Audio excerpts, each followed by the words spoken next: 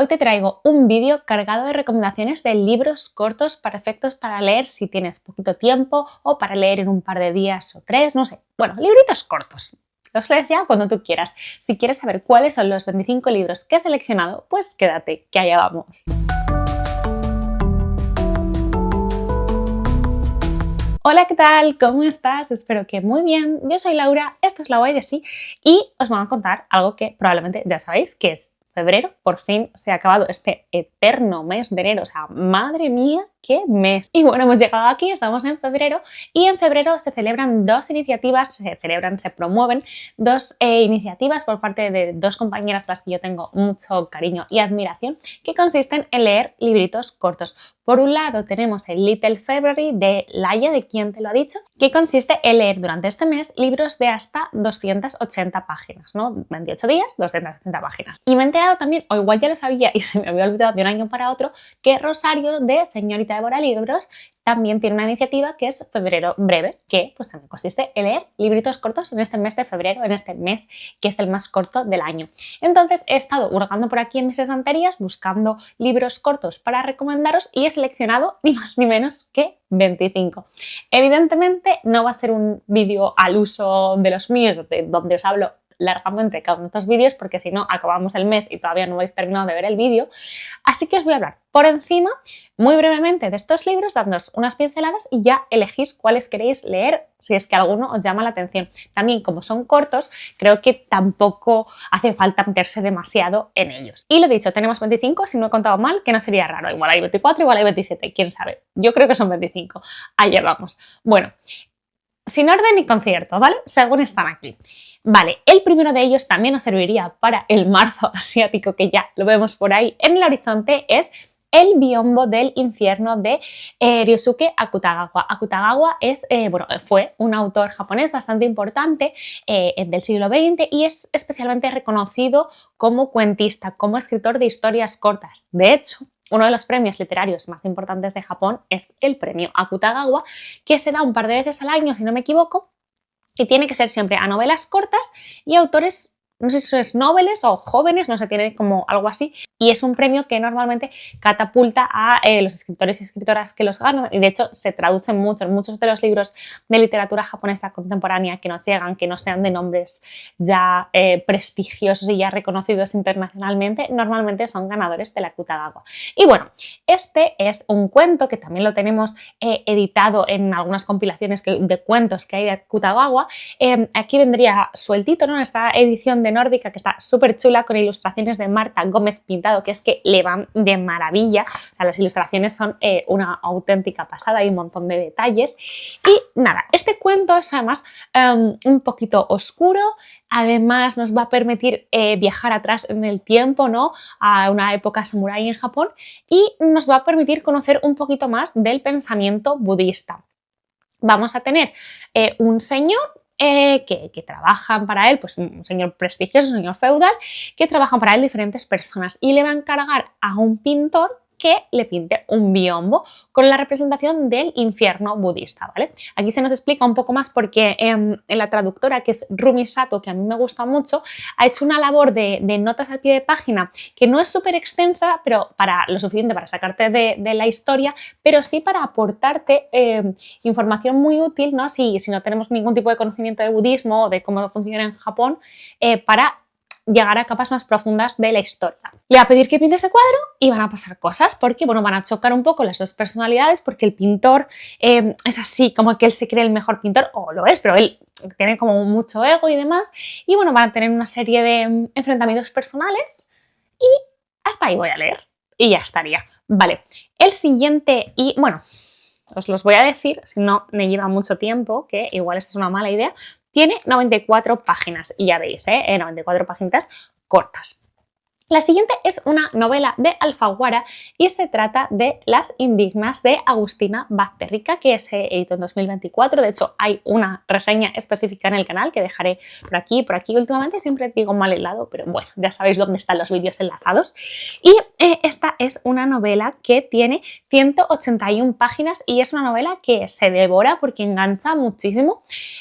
Podríamos decir que es una suerte de distopía, o creo que la autora prefiere el término ficción ficción especulativa. Entonces, bueno, estamos en un momento en el mundo donde ha pasado algo que no sabemos el qué, pero da la sensación de que ha habido una suerte de catástrofe natural, mucha gente ha muerto, el mundo está bastante inhabitado y vamos a ver una especie de monasterio donde en su interior pues hay una especie de formación sectaria que se llama la Hermandad Sagrada, que va a ser eso, una organización como que tiene un líder y el resto está formado por mujeres divididas en diferentes categorías. Algunas tienen como una suerte, no quiero decir poderes, pero bueno, como un papel más importante, todo está como muy ritualizado. Muchas de ellas se las mutila por diferentes motivos y bueno, yo tengo que decir, no era aquí, lo tengo en otro cuaderno. Yo me hice un croquis porque la verdad que todo el sistema de la propia secta era bastante guay y vamos a tener una narradora que escribe en secreto porque está prohibido escribir y va narrando, ¿no?, lo que va ocurriendo allí, de lo que ella piensa, de lo que pasó antes, de las pocas cosas que recuerda y de los sucesos que van pasando allí en el día a día, donde realmente las mujeres conviven, pero hay muchos secretismos, hay muchos como lucha de poderes interna y demás, y va a haber evidentemente un elemento disruptor que va a ser la llegada de otra mujer que llega desde fuera, como puede ser si afuera solo está el fin del mundo y demás. Muy guay. Si veis mi reseña vais a ver que yo tuve como mis opiniones, ¿no?, de algunas cosas de esta novela, pero en general me gustó mucho. Yo creo que mi resumen final es que ojalá hubiera tenido más páginas y que todo esto se hubiera explotado mucho más porque me parecía que el mundo que creaba era muy guay. Y creo como que algunas cosas quedaban un poco sin explicar y me dio pena, pero realmente tiene bastantes buenas reseñas. En general se disfruta mucho y es bastante original. Ahora nos vamos a ir a una novela que también me gustó bastante, que es esta, No dejar que se apague el fuego, de Miriam Toews, editado por Sexto Piso. Miriam Toews es una autora canadiense que a mí me gusta un montón. La novela tiene 208 páginas y si bien esta no es la novela que más me gusta de ella, creo que es de la que menos he hablado, por lo cual pues también quería un poco recuperarla y que la conozcáis. Y aquí nos va a contar la historia principalmente de 3 generaciones de mujeres y que conviven en la misma casa, que es la abuela, que está bastante mayor ya y tiene bastantes achaques, tanto a nivel físico como mentales, tiene pues eso, momentos de despiste, se le olvidan cosas, tampoco es que tenga nada como diagnosticado, ¿no? Pero bueno. Luego tenemos la madre que sí tiene bastantes problemas de salud mental, de estrés, le han pasado muchas cosas en la vida, hay como suerte de depresión, hay muchas cosas que le pasan a esa madre.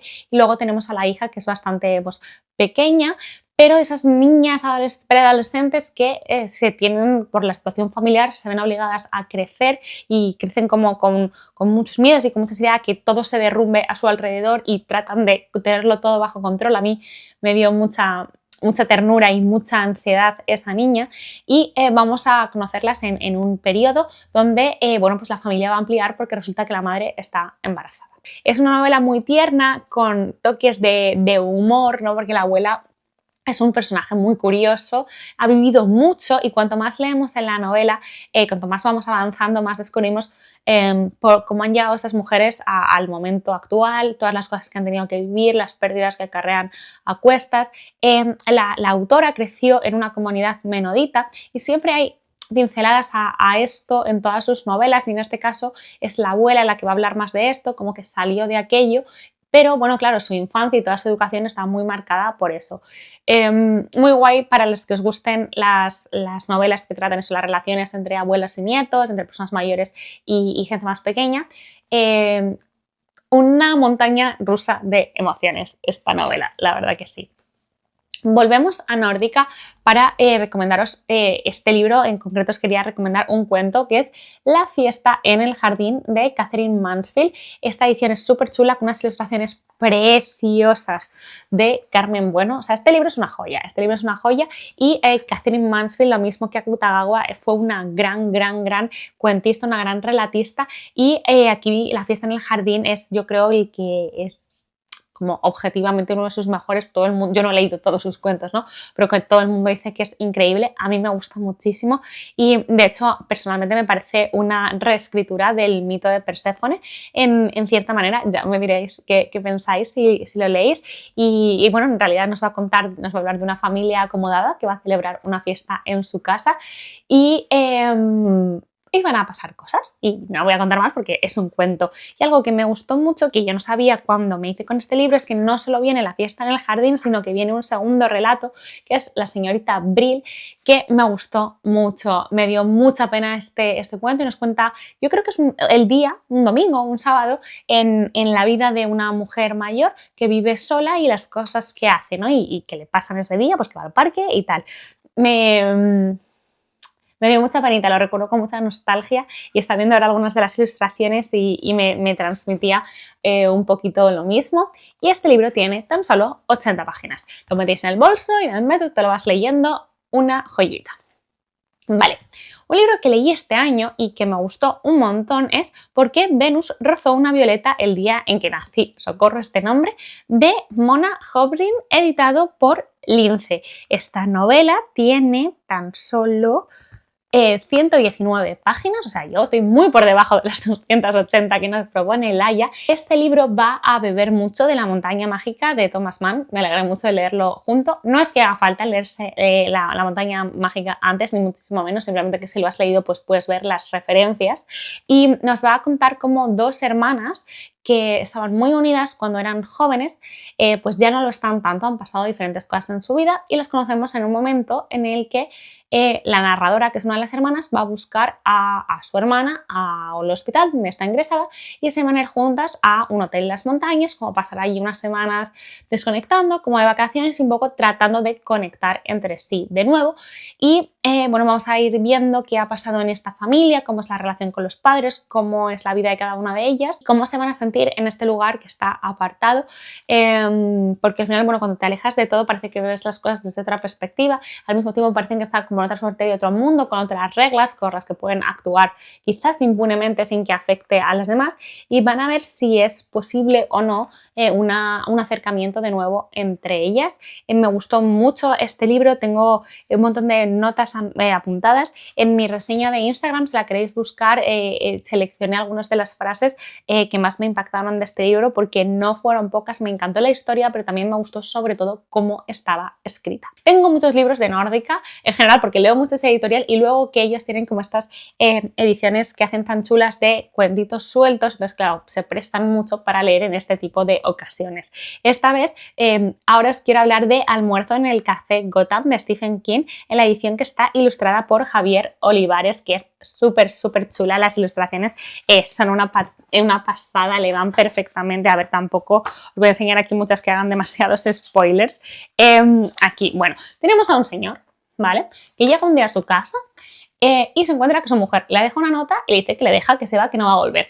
El señor entra un poco como en crisis y además en este momento en el que realmente su mujer no quiere volver con él porque no sabe nada de él, decide que es el mejor momento para dejar de fumar después de no sé cuántos años. Entonces, claro, se crea como un momento como de ansiedad, de nervios y de todo durante semanas hasta que recibe una llamada del abogado de la mujer, oye, que se reúnan en el Café Gotham para comer y firmar el divorcio y tal. Y va a ir allí y van a pasar cosas. Va a ser muy importante el maître, ¿no? del restaurante y su libro realmente donde todos están un cuento, un relato, donde todo el mundo está súper desquiciado, todo como que se eleva en la locura y te lo lees así como, Dios, ¿qué está pasando? Eso podría ser una película. Yo lo veía pasar delante de mis ojos perfectamente. Tiene un punto hasta tarantinesco, si se puede decir así. Es esperpéntico y roza lo absurdo en algunos momentos y yo me divertí mucho, la verdad, sabiendo que es un cuento, no hay que aquí que es por una gran novela. Un libro que leí este verano y el que he visto opiniones bastante polarizadas y yo me quedé a lo mejor un poco en el medio, me gustó, pero tampoco es que me volviera loca, es La ternura de Paula Ducay de Alta Marea.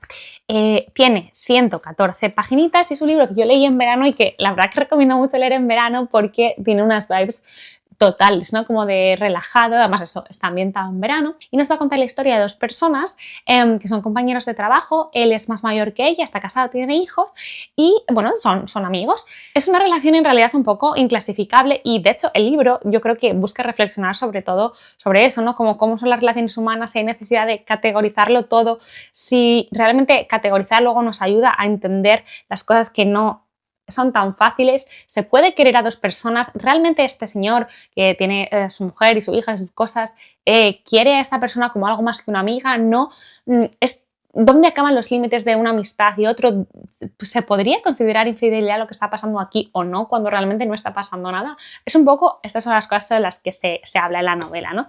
Porque, bueno, este chico, ¿cómo se llamaba? Marco va a invitar a Naima, que es la chica, a pasar unas semanas en Italia, en la casa de los suegros, con su familia y con sus amigos, pues claro, como que no es nada, pero se dan cuenta de que realmente a todo el mundo le parece un poco raro que invite a la compañera de trabajo, sobre todo por esta diferencia de edad y también como que realmente, ¿qué pasa? No se puede ser amigos con alguien de otro sexo. Bueno, es verdad que se entienden a niveles que a lo mejor el matrimonio no. Bueno, no sé, es como que entiendes muy bien fácilmente el conflicto. Bueno, yo lo vi así. Está escrito de una forma muy sencilla que te deja llevar, no hay como grandes artefactos literarios, ¿no? Y quizás a mí esa simpleza fue lo que me conectó muchísimo, ¿no? con la novela, porque simplemente estaba allí, ¿no? Y me dejaba como contagiar por lo que estaba pasando y por hacia los sitios, ¿no? Donde la autora me quería llevar sin darle yo tampoco demasiado pensamiento. Me gustó cómo estaba contado, me gustó cómo me lo pasé ese verano en Italia que pasé aquí. Vemos cómo los personajes están en diferentes momentos de sus vidas, cómo en momentos malos puedes hablar a veces de lo que te está pasando con gente que es menos cercana por algún motivo, eso pasa. No sé, me gustó mucho y aquí os lo dejo recomendado, La ternura.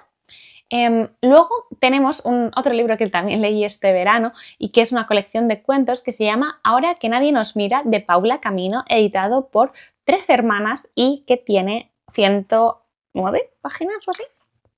Sí, y bueno, tenemos una serie de relatos que en principio son independientes, pero algunos de ellos sí que están relacionados entre sí. Tienen principalmente protagonistas mujeres que se enfrentan en su día a día con algún tipo de conflicto y problema y que eso las va a mover y les va a hacer actuar, ¿no? Es que la verdad que es un poco ambiguo esto que os digo, pero es que son cuentos, son muy variados, no puedo hablar uno a uno. Me gustaron mucho varios, pero por ejemplo así que puedo decir había una Cena de cartílago, me gustó mucho, y luego especialmente Habituario, me encantó, que es una especie de distopía así narrada en un fin del mundo que se acerca, donde no sé, pasan como muchas cosas muy raras, la gente está encerrada, hay una campeona del Candy Crush y luego va a hablar Habituario, como os podéis imaginar, como hay muertes, hay un momento de una despedida, un funeral y todo lo que rodeaba al ritual de la muerte y cómo se plantea aquí me gustó un montón. Mary Shelley, sabéis que es una de mis grandes obsesiones en los últimos meses y os quiero recomendar Matilda. No es Frankenstein, que es su obra más famosa, pero bueno, yo empecé por esta y me encantó. Esta es la edición de Nórdica y tiene 121 páginas. Se dice que es una novela muy autobiográfica y es una novela puramente romanticista. Está, de verdad, llevar los sentimientos al extremo, conexión con la naturaleza, mucha descripción y nos va a contar la historia de Matilda, que ella la vemos como está en un momento, no ubicamos nada, no sabemos qué edad tiene ni dónde está, sí que parece que está en un lugar apartado de todo y está escribiendo una carta de despedida, ¿no? Como ella sabe que va a morir. No tenemos más datos en ese momento y parece que espera la muerte, incluso diría como con ilusión, bien, como por fin llega este momento y a lo largo de esta carta va a ir haciendo una especie de confesión / flashback donde le va a explicar a la persona que es el destinatario de la carta, que según vayamos avanzando vamos a ver quién es, dice que le va a confesar algo que ha marcado su vida y que gracias a saber eso al fin va a entender por qué ella es como es. Va a haber aquí un gran drama familiar, es una historia llena de súper conflictos que te va a llevar como de un lado a otro y no os voy a contar el tema principal porque es muy guay descubrirlo. Ahora vamos a por una historia de no ficción que me encanta, tiene 172 páginas y es El adversario de Emmanuel Carrère, editado por Anagrama. Aquí se nos va a contar la historia de Jean-Claude Roman, que, bueno, esto es un true crime, podríamos decir, que en el 93 este señor un día mata a su mujer, mata a sus hijos, mata a sus padres, prende fuego a la casa y resulta que él no muere, sino que intentaba suicidarse, pero él no muere, le rescatan los bomberos. Y cuando lo rescatan, pues él dice, ay, ¿qué ha podido pasar? Aquí un accidente y tal. Y según pues, se investiga las cosas, se dan cuenta de que, bueno, que él había matado a la gente. Rascando, resulta que este señor llevaba una doble vida desde hacía mucho tiempo y él pues decía que era médico, que trabajaba, creo que era en la OMS, bueno, ahora mismo no me acuerdo, donde fuera, algo así. y todo el mundo a su alrededor creía esto. Y resulta como que habían pasado ya una serie de cosas en los últimos tiempos y parecía que el castillo de naipes, aquello se iba a derrumbar ya por motivos. Entonces, él, en vez de, pues no sé, afrontar aquello, que yo no sé cómo, es que yo con la gente que lleva doble vida, en plan, ¿cómo puedes? O sea, ya no a nivel moral, que podríamos entrar ahí, por supuesto, ya a nivel, en plan, ¿cómo gestionas tu cabeza para acordarte de todo? Bueno, no sé.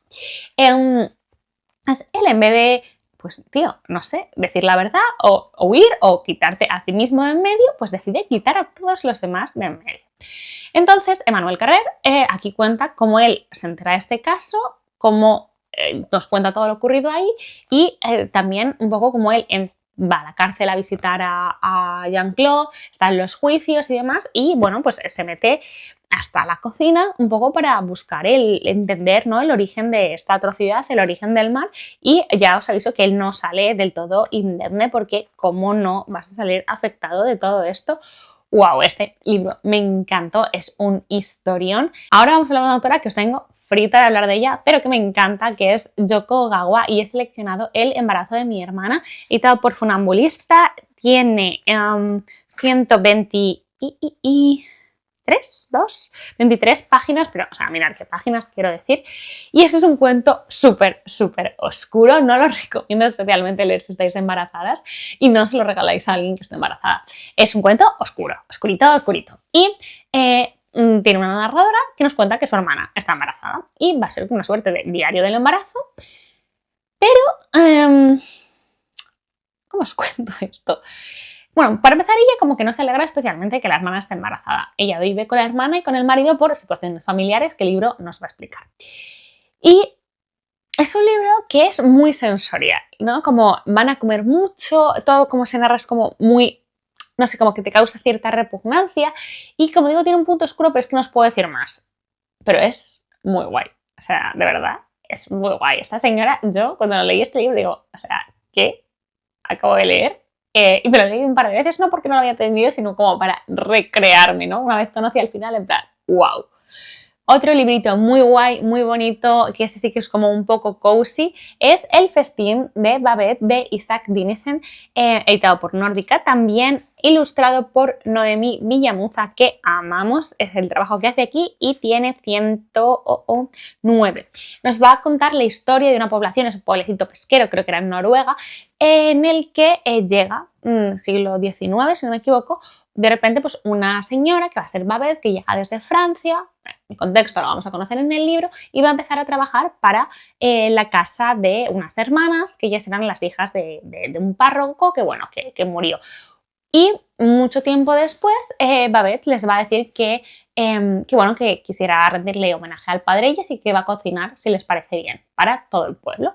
Y van a pasar cosas. El siguiente es La noche y el día de Ayami de Bae Sua, una autora coreana, editado por Shiro. Este libro tiene 21 páginas y este es uno de los libros más locos que yo he leído y sabéis que eso es algo que a mí me encanta, pero solo os lo recomiendo si os gustan las novelas con toques oníricos, donde no te dan todo masticado, donde realmente durante mucha parte del libro no sabes lo que está pasando.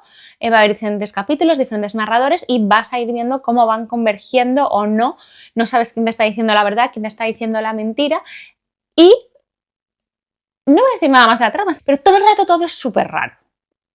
Súper raro. Es que no sé yo con qué compararos esto. Es un poco como la película Todo en todas partes todo el tiempo. No me acuerdo cómo se llamaba esa película. Es muy raro este libro, pero me encantó. Lo bueno es que es corto. Quiero decir, yo este libro igual 500 páginas, mi cerebro no lo soporta y se me funde. Pero aquí me pareció como una cosa muy guay. Luego, bueno, he elegido esta novela, pero podríamos coger muchas de las de este autor porque en general son bastante cortitas. Y estoy hablando de Jon Fosse, premio Nobel de literatura, autor noruego. Esta es la edición de Nórdica de Mañana y Tarde, una historia de 102 páginas donde vamos a ver un primer capítulo donde alguien nace y una segunda parte donde alguien muere, ¿vale? Mañana y tarde. Y ya está. Y ya está, es una maravilla. Este libro es para meterse y gozar. Es un libro que yo creo estar pensado para ser una lectura de duelo. Si estás pasando un duelo, es un libro muy bonito. La verdad, y creo que está muy bien para empezar con el autor porque es cortito, vas a ver un poco su estilo, siempre muy oral, la naturaleza es muy importante, personajes que viven en lugares aislados, maravilloso. Este libro es una joya y lo recomiendo un montón. Y un poco lo mismo, también he cogido este libro, pero puede ser cualquier otro, La vergüenza de Annie Ernaux, editado por Tusquets. En este caso, este tiene 126 páginas, pero de verdad la mayoría de las textos que no son novelas, pero tampoco son ensayos, está la gran reina, ¿no?, de la autoficción, que es Annie Ernaux, son bastante cortitos. Y este texto parte de un recuerdo que marcó la vida de, bueno, no, un suceso que ha marcado la vida de Annie Ernaux y que ella recuerda a menudo, y es una tarde, una noche, una vez, un día, pues su padre casi mata a su madre de una paliza. Eso fue una cosa que le marcó mucho, y en este libro, aparte de esto, no solo ese momento, sino eso y cómo se trata dentro de la familia, va a llevar un poco al descubrimiento de ella de la vergüenza, y al final es un libro que va a hablar mucho de conciencia de clase. Es un libro que habla mucho de la sociedad francesa, como todos los libros de Annie Ernaux, pero también un poco en su zona, cómo era la gente y cómo ella tiene de verdad ese despertar, ¿no?, de la conciencia de clase cuando empieza a ir a un colegio que es distinto al de las de sus compañeras, un viaje que hace con su padre, cómo se comportan sus compañeras, cómo son los barrios, ¿no?, como hay una zona que ven claramente que es distinta a la suya. No sé, bueno, este es un libro increíble, a mí me gusta muchísimo, me parece que es clave para entender mucho del pensamiento de Annie Ernaux que se va desarrollando en otras de sus novelas, y maravillosa, como siempre, muy recomendada. Vale, bueno, este libro, Clines mediante, por favor, me lo leéis, que es La nieta del señor Lin, de Philippe Claudel. Yo lo tengo en esta edición de bolsillo de Salamandra, que tiene 125 páginas. Y aquí nos va a contar la historia de cómo el señor Lin va a llegar a algún sitio de Europa en un barco como refugiado, porque al final no sabemos de dónde viene, pero ha tenido que dejar su hogar, ha perdido la mayoría de su familia, su casa y demás, pues por una guerra, por una serie de sucesos, y llega únicamente con su nieta. Y vamos a ver cómo es la llegada de este refugiado a este pueblo, a esta ciudad, a este lugar, que podría ser Francia, si no nos dice aquí, pero realmente también podría ser otros sitios. Y es un libro muy bonito escrito que te da mucha congoja, Hay ciertas cosas que son como muy mágicas porque según cuando las ves tú como lector en el libro, te da muchísima pena todo el libro o el libro tiene un giro inesperado. Depende de cómo tú lo leas. Es muy lindo este libro, lo recomiendo un montón, pero es verdad que no digo que vayas a llorar a mares, que tal vez sí, pero sí que es triste, no lo leáis un día que estéis mal, porque esto solo va a ayudaros a hundiros en la miseria. Bueno, este libro también es muy corto, pero muy guay, que es Otra vuelta de tuerca, de Henry James. Yo lo tengo en esta edición de Alma Clásicos Ilustrados y tiene 127 páginas, o sea, también muy cortito, un clasicazo perfecto para leer en cualquier momento. Sí que hasta vibe invernal todavía le pega mucho. Yo lo leí en el contexto de Halloween, pero vale en cualquier caso. Vamos a tener estas típicas reuniones así como victorianas inglesas, donde la gente se cuenta alrededor de la chimenea historias de miedo, y un chico va a contar la historia que le contó a alguien a la que él conoció, y es la historia de una chica que fue a trabajar como institutriz a una casa, y cuando fue a cuidar a los niños y demás empezaron a aparecerse pues, apariciones de fantasmas. Y no os voy a contar más. Es una de esas novelas que, según tú también cómo interpretas y a quién te creas y a quién no te creas del libro, vas a pensar que realmente es una historia de fantasmas, una historia de fantasía, o es una historia de alguien que, bueno, pues está teniendo visiones. Y en el caso de que sea esa opción la que tú elijas, porque son que representan, bueno, este libro es genial para club de lectura porque vais a ver como va a haber diferentes opciones, todas ellas pueden ser perfectamente plausibles porque el libro está escrito a posta, ¿no? Totalmente desde la ambigüedad, y eso es lo que hace que sea tan increíble. No da miedo, pero yo un par de momentos sí, ¿sabes? Quiero decir, y yo entiendo que a la gente normal no le dé miedo, yo hubo un par de momentos que dije, bueno, esto lo voy a leer mañana porque esto no es para leer por la noche. Muy guay, me encantó. Luego, un cuentecito que me encanta de Roald Dahl es La Cata, también esta edición es de Nórdica y está ilustrada por Iván Barrenechea. También las ilustraciones son un 10 porque además vamos a reproducir, o sea, se va a reproducir esta escena muy parecida con muy pequeños cambios y entonces eso van a ir acompañando la novela porque realmente todo sucede sentados en una mesa, como habéis visto. Una familia organiza una cena y va a invitar a un gran gastrónomo donde no sé, el señor de la familia, el padre de la familia siempre tiene como pequeñas apuestas con él a ver si puede catar el vino y decir qué vino es sin mirarlo, ¿no? Siempre juegan a esto y demás. ¿Qué pasa? Que en esta ocasión la cata se va a ir de madre, va a haber una apuesta y van a pasar cosas. No os voy a contar más, es muy finita, no sé si os he dicho las páginas, pero es que esto lo lees en nada, pero de verdad absolutamente divertido. 63 páginas, luego hay alguna más de ilustraciones, muy guay. Vale, un libro que leí hace tiempo y que me gustó bastante y no sé por qué no he hablado más de él y que es perfecto para el Little February es Querido Capullo de Virginie Despentes. No se pronuncia así, me imagino el apellido, pero perdón. Tiene 256 páginas, ahí he estado y ahí estamos y lo edita Literatura Random House. Aquí vamos a tener una novela que es principalmente epistolar, podríamos decir, y vamos a tener por un lado a un señor que trabaja, está como en el mundo cultural, intelectual francés, que ve un día por la calle a una actriz y la ve mayor, la ve fea, la ve no sé qué, y lo escribe, pues no sé, un tuit, en su blog, donde sea, y ella le va a contestar. Y va a ser un poco el intercambio, ¿no? de epístolas y mails por su parte y vamos a ver cómo tenemos dos personajes súper opuestos. Él es absolutamente deleznable porque más ves que muy pronto, además es que él ha sido cancelado porque ha recibido denuncias de acoso a, no sé si era una secretaria, no, porque él es escritor, a la chica de prensa de la editorial o algo así, bueno, tal.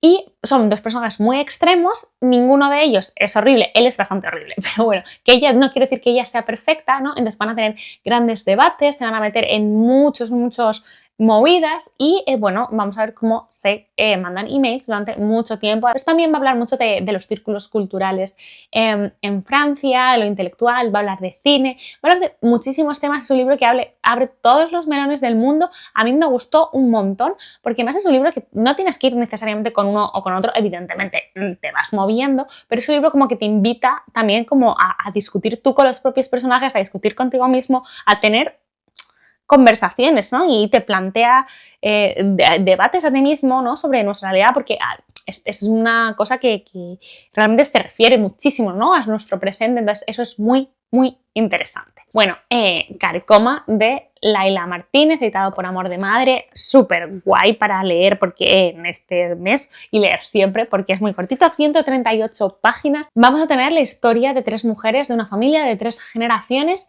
que viven en un pueblo ambientado, no sé, creo que es en la Sierra de Cuenca, no se dice, pero bueno, lo dice la autora en algún lugar, yo creo que en una entrevista, y ellas están atrapadas por una maldición o así en una casa, vamos a ver por qué.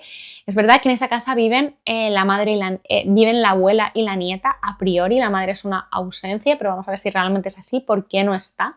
Y vamos a ir hablando y se va a ir viendo una gran lucha que han tenido estas mujeres con una familia pudiente de la zona a lo largo de diferentes años, diferentes décadas, a lo largo de los años y de las generaciones. Es un libro que va a hablar de diferencias de clases, va a hablar de machismo, de violencia contra las mujeres, va a hablar de las heridas abiertas en nuestro país, va a hablar de la guerra civil, va a hablar de muchísimos temas. Este es un libro increíble, escrito además como también desde la oralidad.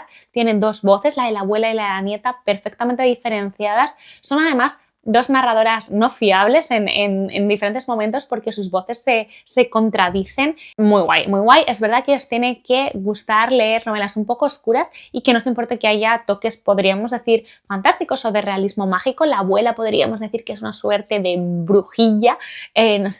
Habla mucho como de las creencias de los pueblos que muchas veces están perdiendo, los rituales de la muerte.